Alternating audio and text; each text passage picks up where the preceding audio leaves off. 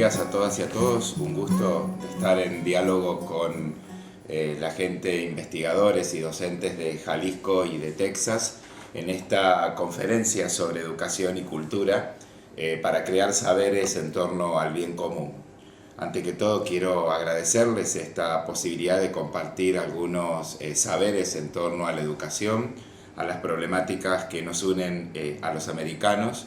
Y antes de comenzar no puedo dejar de agradecer a Lía Sañudo Guerra esta posibilidad que me ha brindado de compartir con la gente de la Universidad del Norte de Texas, como así también de la Secretaría de Educación de Jalisco y de la red de posgrados, esta posibilidad de conversar acerca de la justicia educativa, ver algunos debates que hoy se están dando en el contexto latinoamericano, compartir algunas prácticas, como así también traerles algunas voces de algunos casos que estamos compartiendo acerca de la educación. Y por eso siempre me gusta comenzar las conferencias con algunos pensamientos, y me vino a la mente una frase de Jorge La Rosa que dice: yo creo en el poder de las palabras, en la fuerza de las palabras, en que nosotros hacemos cosas con las palabras, y también en que las palabras hacen cosas con nosotros. Por eso, actividades como elegir palabras, cuidar las palabras, inventar palabras, imponer palabras, transformar palabras, jugar con las palabras, no son actividades huecas, no son meras palabrerías.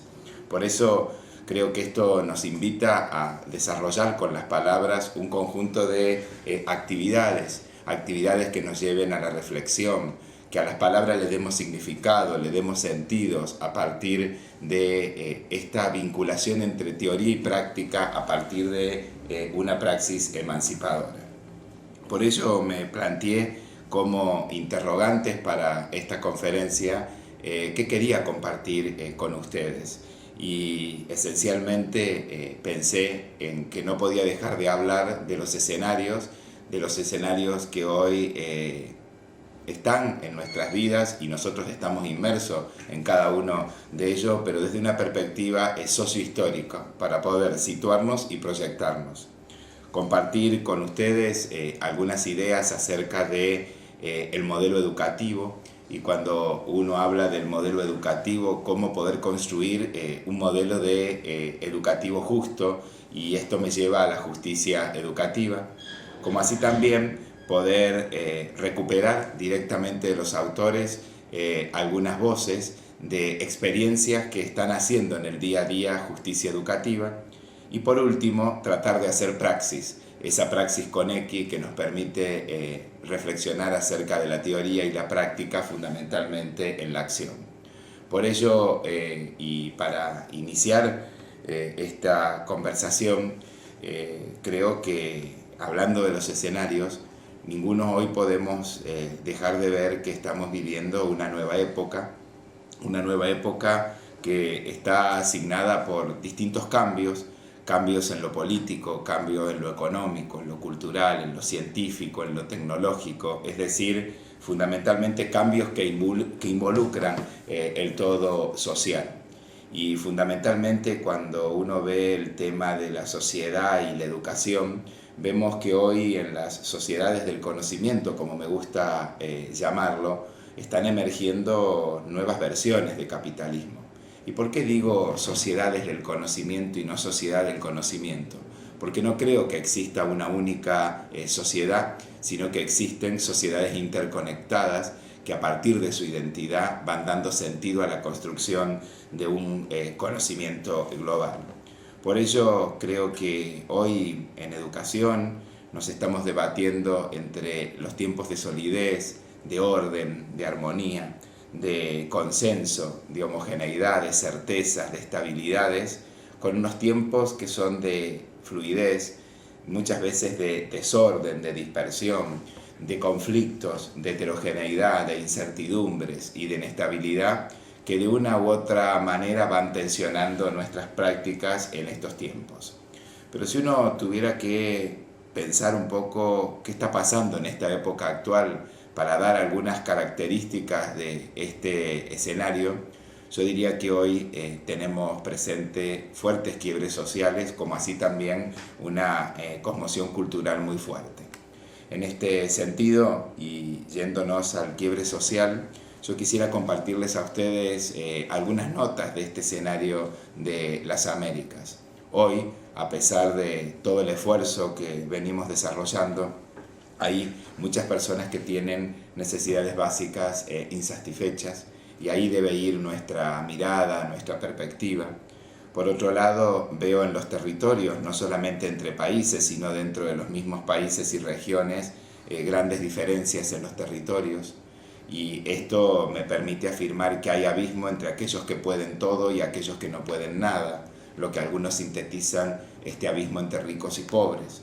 Por otro lado, se evidencian en el escenario grupos que están como muy vulnerables, y aquí tendría que decir que nuestra atención tendría que estar en la infancia y también en la tercera edad.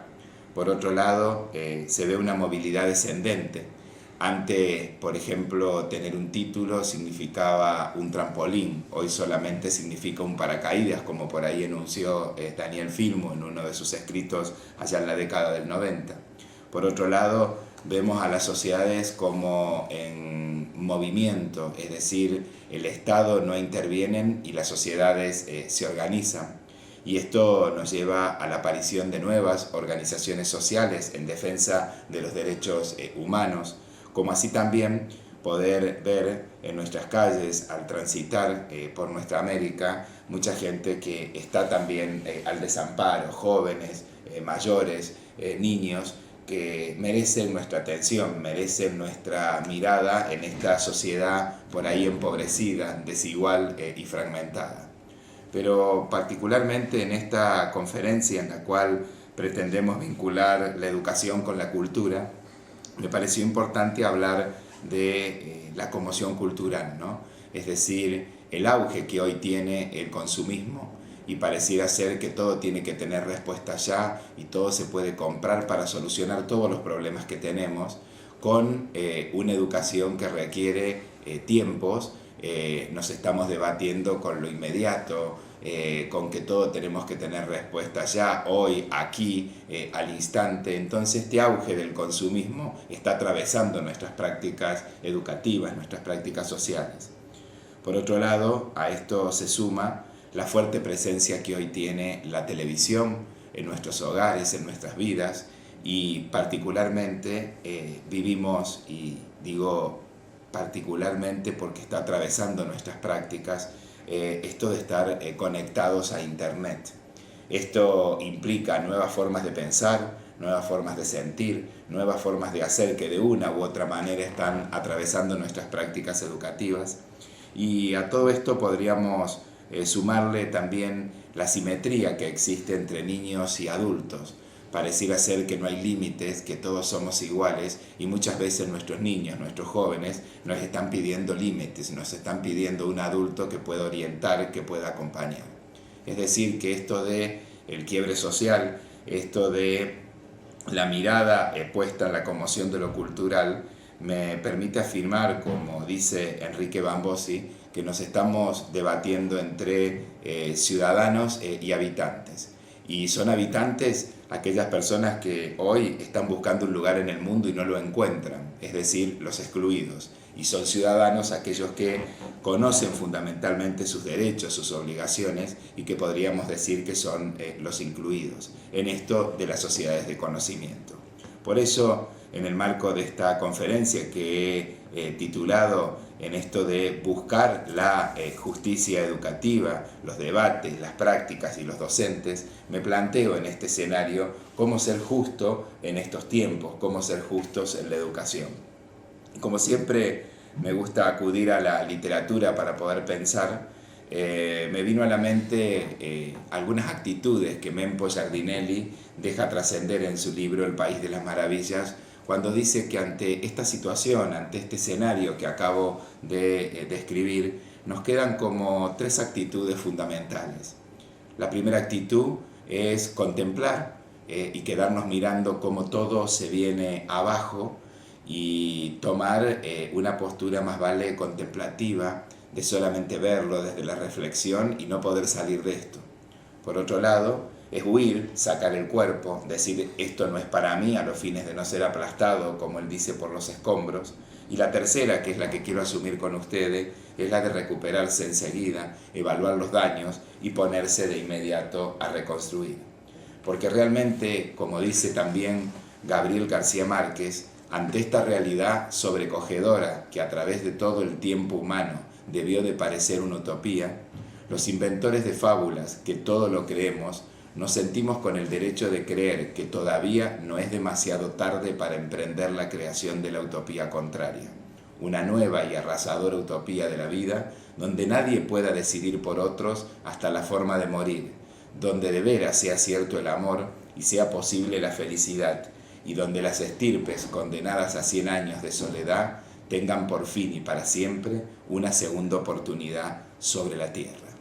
Creo que es importante, a partir de estos pensamientos, de estas reflexiones que le estoy compartiendo, no dejar de ver en este imaginario muchas miradas de muchos niños, de muchos jóvenes, de muchos adolescentes que nos interpelan, nos preguntan, nos ponen palabras, nos piden sentido y le dan sentido a cada uno de nuestros pensamientos en la acción. Por eso creo que la urgencia está en tener que emprender en la búsqueda de un modelo de justicia que no sea solamente teórico, sino que sea un modelo que movilice a la acción.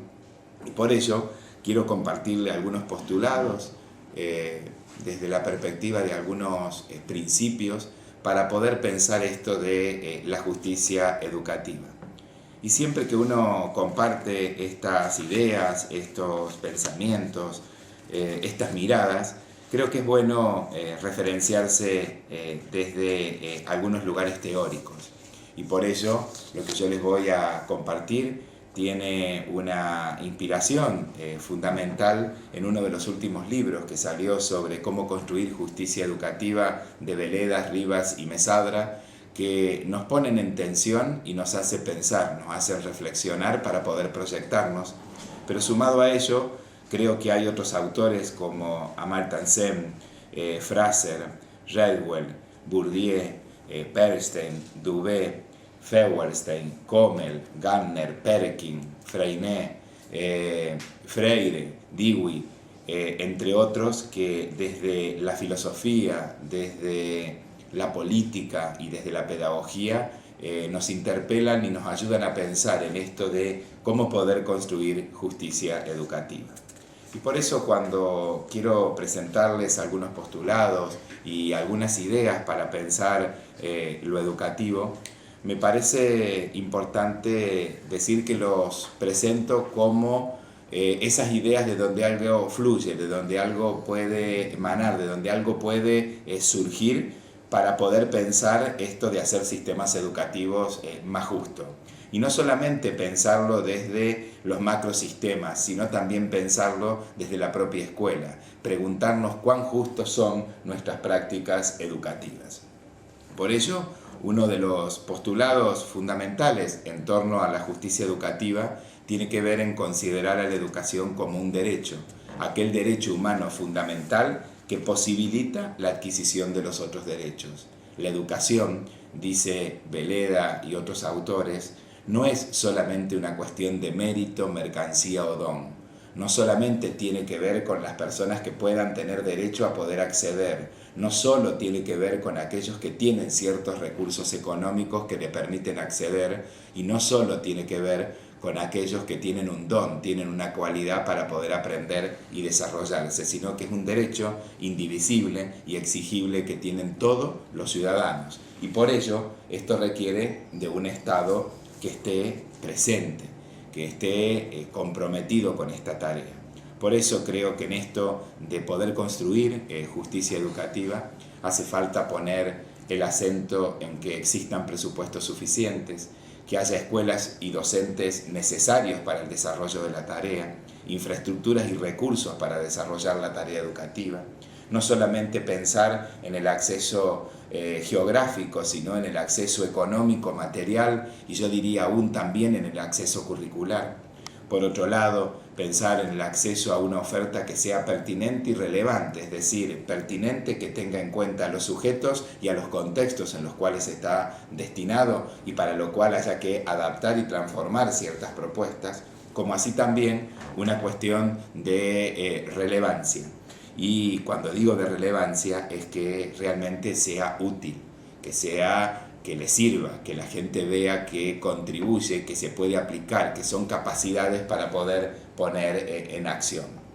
Otro de los postulados que nos invitarían a pensar un modelo de justicia educativa tiene que ver con esta idea de no seguir atendiendo a los que más necesitan en los bordes, en las márgenes, sino ponerlos en el centro de la definición de lo educativo.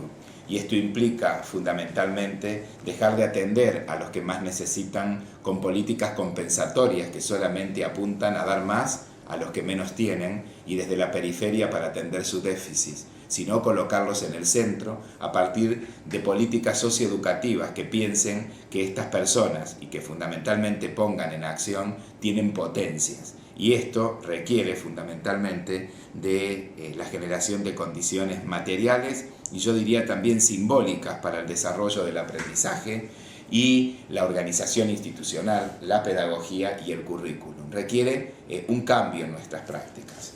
Al respecto, Peleda, Riva y otros sostienen que hace falta fortalecer la educación pública como un espacio para todos, donde sea posible el encuentro de la diversidad, la reconstrucción de lo social y la recuperación de las inscripciones culturales comunes. Esto nos invita a pensar, y acá me viene también un pensamiento de Paulo Freire cuando dice: aceptar y respetar la diferencia es una de esas virtudes sin las cuales la escucha no se puede dar. Y por eso esto creo que nos tiene que llevar a escuchar y a partir de ahí generar un modelo que no genere, valga la redundancia, un modelo de escuela de ricos para ricos, ni un modelo de escuela de pobres para pobres, sino una escuela que realmente sea inclusiva, en la cual trabajemos la diversidad desde la diferencia. Y a este postulado de los derechos, a este postulado de la diversidad y colocar en el centro al sujeto en la toma de decisiones, le tenemos que sumar otro principio que no me parece menor, que es aquel que trate de pensar no solamente en cómo distribuir la riqueza y cómo acercarle a los que menos tienen ciertas cuestiones para poder compensar sus diferencias, sino que pongamos el acento en poder reconocer a esos que son distintos y a partir de la articulación de estas políticas de redistribución y de reconocimiento poder plantearnos el desafío de lo educativo.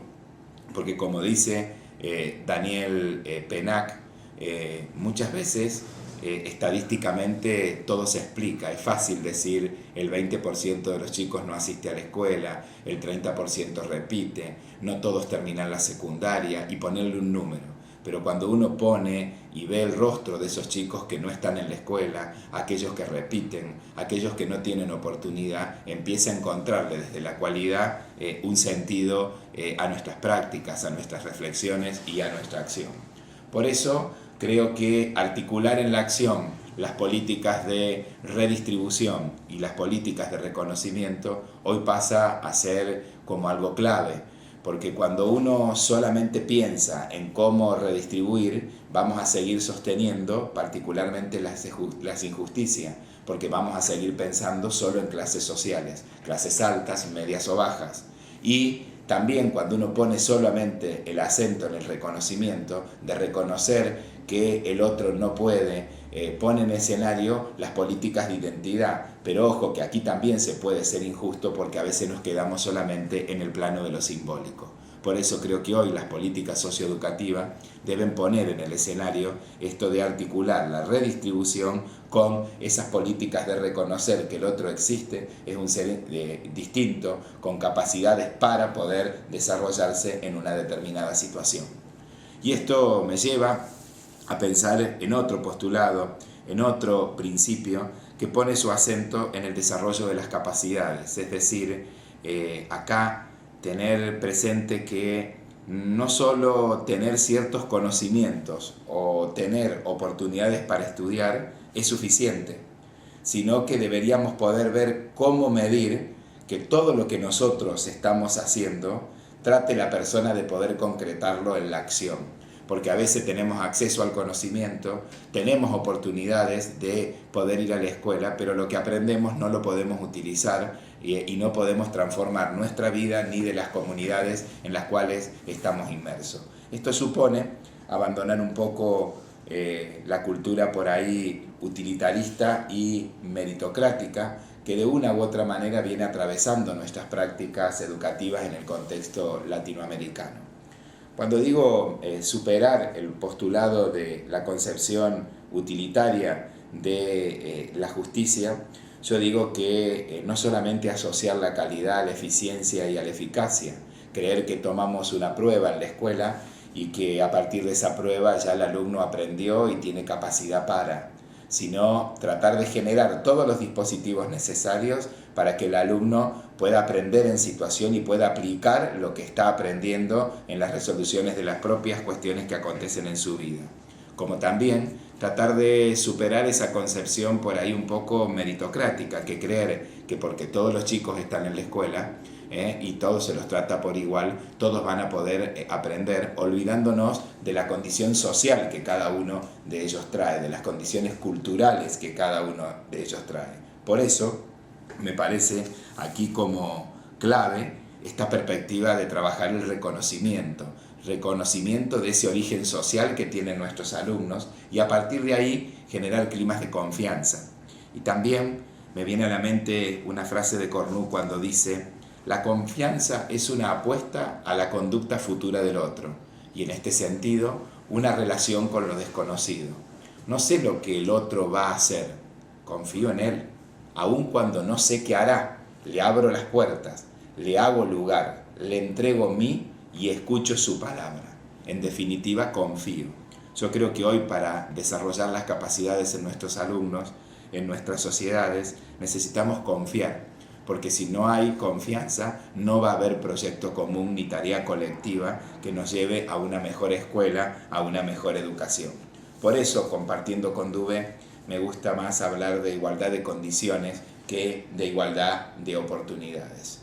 Y a estos postulados que acabo de enunciar, aquel que tiene que ver con los derechos, aquel que tiene que ver con la diversidad, aquel que tiene que ver con las políticas de reconocimiento y el desarrollo de capacidades en las personas, creo que otra idea de justicia educativa para pensar este modelo está vinculado con la necesidad y la urgencia de contextualizar. No creer que pensar en una idea de educación desde un determinado lugar lo podemos irradiar igual sin tener esas políticas de reconocimiento en cada uno de los contextos.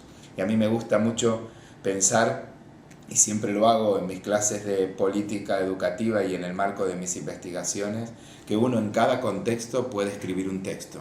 Va a haber cosas comunes, pero también va a haber cosas diferentes que vamos a tener que adecuar, adaptar, transformar a partir de esas políticas de reconocimiento como tal. Es decir, que vivimos en un encuentro que tiene movimientos, tiene certezas, pero esas certezas también conviven con incertidumbres. Y por eso quiero compartirles una frase de Michel Petit, que dice: nuestras vidas están hechas de herencias que dejan sentir todo su peso, pero también están hechas de movimientos que nos alegran o nos causan terror, y casi siempre ambas cosas. Este movimiento viene justamente con los encuentros donde uno puede articular pasado, presente con futuro.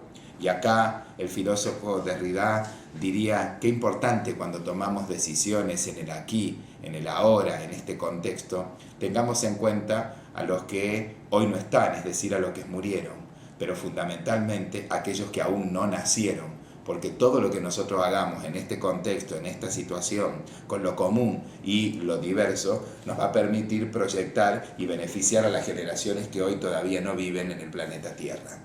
Y por último, y ya acercándome al final, quiero compartirles dos principios que para mí son como estelares en la construcción de esto del modelo educativo, y de ese modelo educativo justo que muy bien plantea Veleda, Riva y Mesaura en su libro, que es el de la concientización de la política educativa. Es decir, no solamente hagamos, sino reflexionemos. Cada decisión que tomemos, veamos cómo se están cumpliendo esto y otros principios que yo estoy compartiendo hoy con ustedes para hacer de nuestras prácticas más justas, que nos lleven a encarnar esto de la justicia educativa en nuestro propio accionar. Y aquí quería compartirles algún ejemplo y alguna situación que vienen de la experiencia práctica para preguntarme cuán justos somos en el sistema educativo. Y uno de esas perspectivas me decía que una voz una vez me dijo, escuchando a una madre, que la directora de la escuela le había indicado que como su hijo repetía, que lo cambiara de escuela. ¿Cuán justo es esta decisión que tomamos en recomendar a un alumno que se cambie de escuela, creyendo que por cambiar de institución educativa va a estar solucionado el tema del aprendizaje y el logro de lo educativo? Creo que aquí es clave, es pertinente poder ir como pensando estas cuestiones, ¿no? Que a veces hacemos las cosas y no reflexionamos. Por otro lado, también en otra situación pasó que cuando un alumno también en situación similar quiso ingresar a otra escuela, la directora o secretaria, ya no lo recuerdo, lo primero que le pidió fue que le traiga la libreta, que le traiga sus notas, que iban a estudiar si lo podían incorporar en la escuela a ese alumno.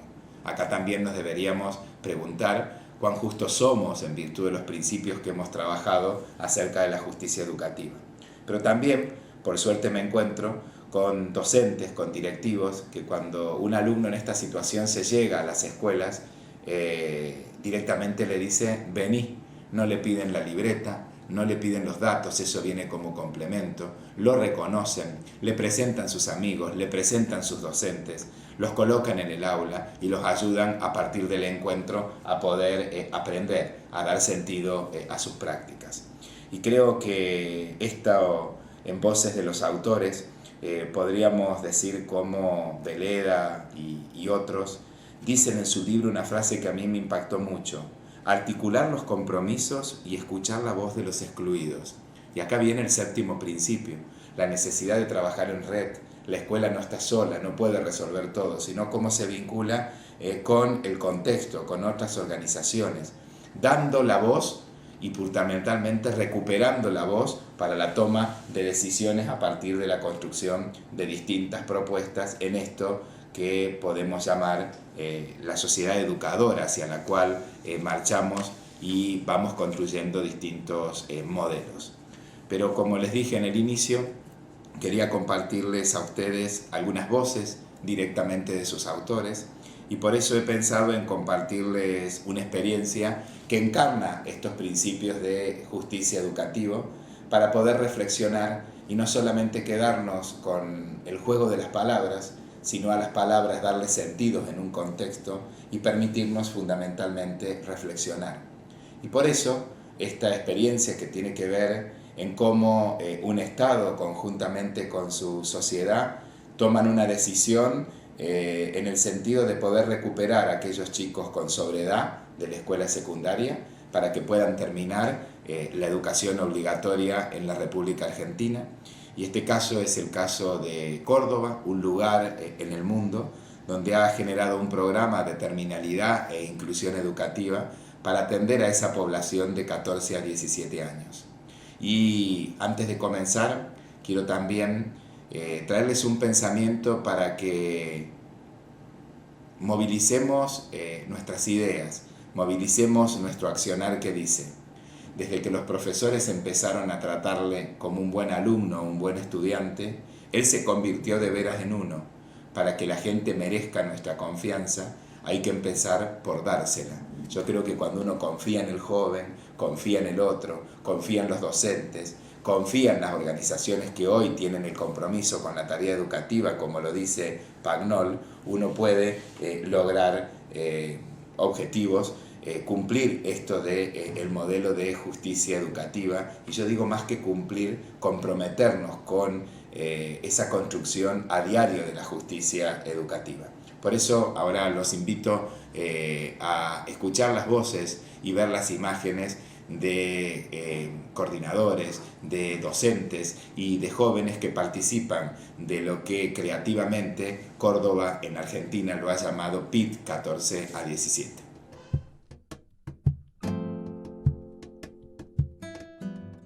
Mi nombre es Gonzalo Sardo, soy coordinador del programa 1417 que funciona en la Fábrica Argentina de Aviones, en FADEA. Yo soy Marco Chussi, tengo 17 años, estoy en el programa PIT de Integración y Terminalidad de Secundario. Me llamo Dolores Patat, soy coordinadora del programa de Inclusión 1417. Mi nombre es Cristian, tengo 16 años, trabajo en un lavadero y en una comería. En mi tiempo libre me gusta escribir y por problemas tuve que dejar mi estudio y hoy en día los puedo continuar.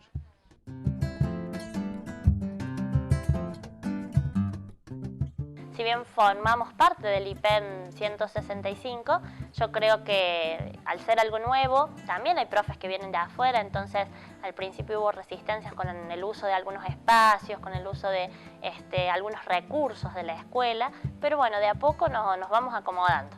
Es muy innovador este programa porque ofrece realmente alternativas más que válidas para incluir a los chicos y sin perder de vista el objetivo principal, ¿no?, que es el de garantizar la educación obligatoria para los chicos. Lo rico del programa 1417, digamos, se nutre de experiencias como la nuestra, de que pueden, digamos, tener la posibilidad de funcionar dentro de un ámbito que es poco común al ámbito educativo.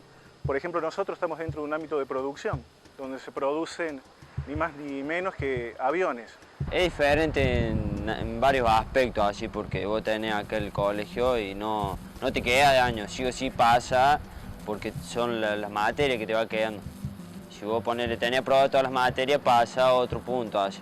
Como pasando de año, pero pasando de etapa, vendría a ser.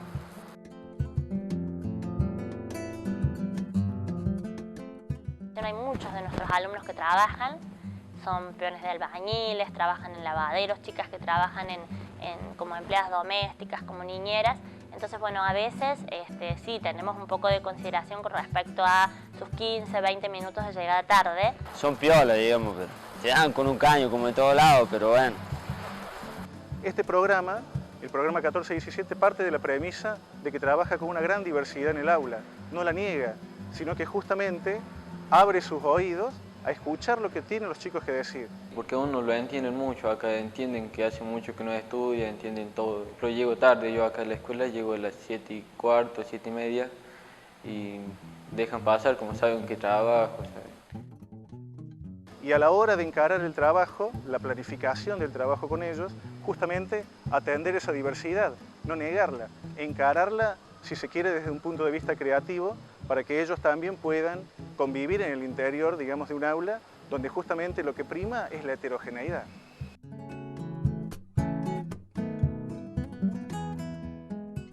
Chicos que por problemas económicos sus papás en su momento no los han podido enviar a la escuela, chicos que no han encontrado lugar en las escuelas de la zona. Es muy diverso el abanico que tenemos. Por un amigo me enteré que estaba este programa, el PIT.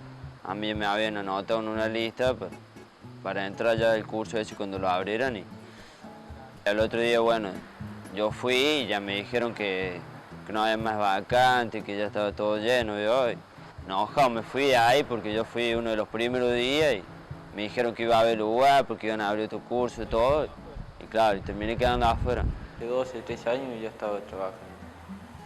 Y trabajaba toda la mañana y a las 12:30 estaba comiendo. A la 1:30 yo ya salía para Jesús María. Llegaba a la terminal, a la casa de la mamá de mi papá, dejaba la bici y tomaba el colectivo que me iba de Ánfunes. Llegaba allá a las 6. Y bueno, así fue como que fui a ADMs, donde manejan todo el PIT, esto de acá. Y así fue que me incluyeron y así fue que llegué acá.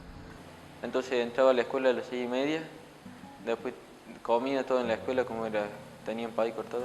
Salía a las 10, eran 10 salía de la escuela, iba, tomaba el colectivo en la parada y de ahí llegaba a Jesús María a las 11:40 Agarraba la bici, buscaba la bici, llegaba a mi casa a las 2:30. Y yo trabajaba y por eso fue así que yo empecé a averiguar, porque quería empezar el colegio sí o sí y todo. Y siempre pedía salir temprano para ir a averiguar qué me decían, ¿viste? Pero para ver si empezaba o no. Seguí hasta que empecé acá el colegio. Pero me iba bien, era muy linda la experiencia de la escuela. Era primera escolter.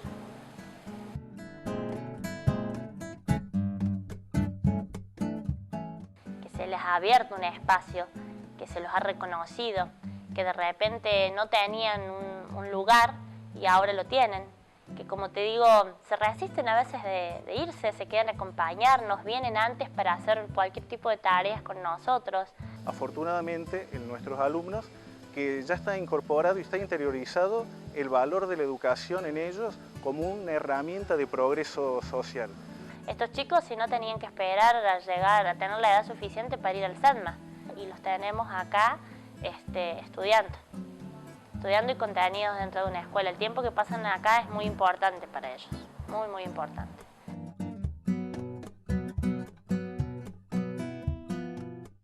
Porque vos hasta para levantar la basura tenés que tener un título de secundario, así.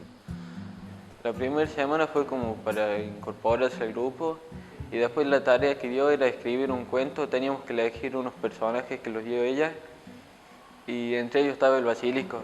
Y yo elegí eso y de ahí me puse a escribir un cuento y a todos les gustó, así que me puse a escribir. Al terminar el secundario te dan carreras para elegir, como técnico de aviones, piloto, suboficial, cosas así. Y yo tenía pensado ser piloto, algo de eso. He escrito cuentos cortos pero lindos, según dicen. Y he escrito mucha prosa, poesía, prosa más que todo. En el tiempo libre que tengo lo uso para escribir.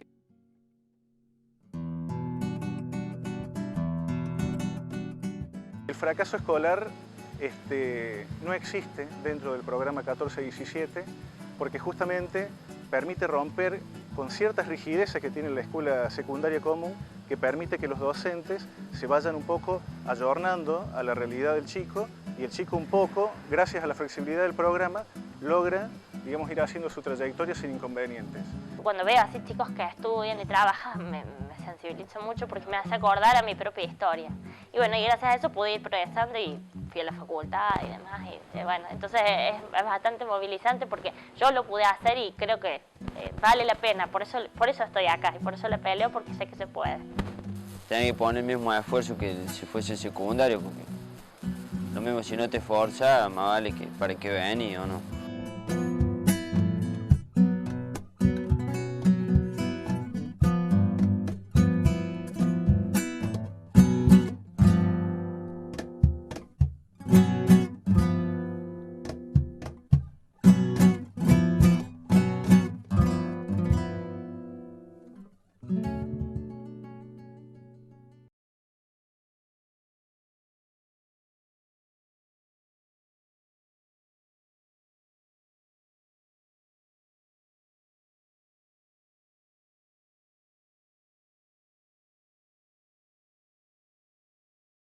Luego de compartir estas imágenes, de compartir estas palabras, de jugar con las palabras, llegó el momento de darle sentido e intentar junto con ustedes, para ir finalizando esta conversación, de vincular teoría y práctica, de vincular el modelo de justicia en la acción, porque no es un modelo que viene armado y cerrado, sino que es un modelo que se construye en cada una de las situaciones, en cada uno de los contextos.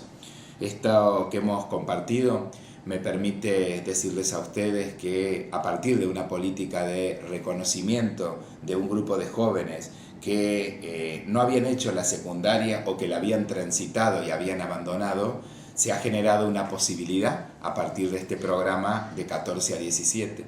Hubo un reconocimiento de esta audiencia que estaba requiriendo una nueva propuesta, no solamente de acceso geográfico, sino curricular y de propuesta para poder terminar los estudios de la secundaria. Se partió de la idea de que ellos pueden y a partir de la confianza se genera el hecho educativo. También En cada uno de los contextos el PIT va tomando su significatividad, como pudimos ver en este ejemplo y en distintos ejemplos que se van construyendo en el territorio provincial, esa alianza que se va haciendo con distintas organizaciones de la comunidad vinculadas con la cultura, con el deporte, con la recreación, con el trabajo. Por otro lado, la reflexión que hacen sus actores en torno a sus prácticas, cómo todos no estamos vacíos, sino que traemos una mochila y trasladamos nuestros éxitos y nuestros fracasos muchas veces a nuestros alumnos, y cómo debemos recuperar esto para poder mejorar y pensar que no solamente, valga la redundancia, pensamos, sino que sentimos y fundamentalmente hacemos, y el lugar que ocupa lo social en esta experiencia. Y por ello creo que en estos momentos de contingencia mundial en la educación, porque todos estamos buscando nuevos horizontes, nuevos pensamientos en la tarea educativa, y fundamentalmente en esta conferencia que pone su acento en el bien común, creo que hace falta plantearnos desafíos, nos hace falta plantearnos y emprender nuevas cuestiones. Y como conclusión quisiera dejarle, a partir de lo que vengo discutiendo desde el año 2000, los grupos de investigación que lidero en la Universidad Católica de Córdoba y en mi país, y también en instituciones mexicanas y colombianas, algunas notas para que nos haga pensar en contexto, sin decir que estas son las únicas notas, sino que ustedes pueden agregar otras palabras, jugar con las palabras, transformar con las palabras, poder fundamentalmente, como dice La Rosa, construir con las palabras, pero dándole sentido en cada una de nuestras realidades. Por ello me pregunté al final de esta reflexión qué era lo que le daba sentido, qué es lo que le da contexto y cómo veo que la justicia educativa puede evolucionar.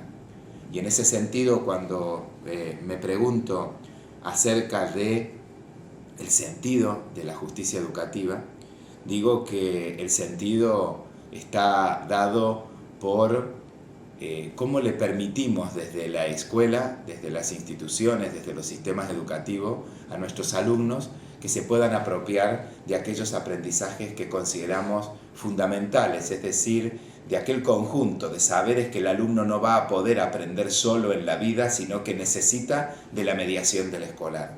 Por eso creo que aquí es clave organizar y gestionar situaciones de enseñanza y aprendizaje que potencien esto de los aprendizajes fundamentales.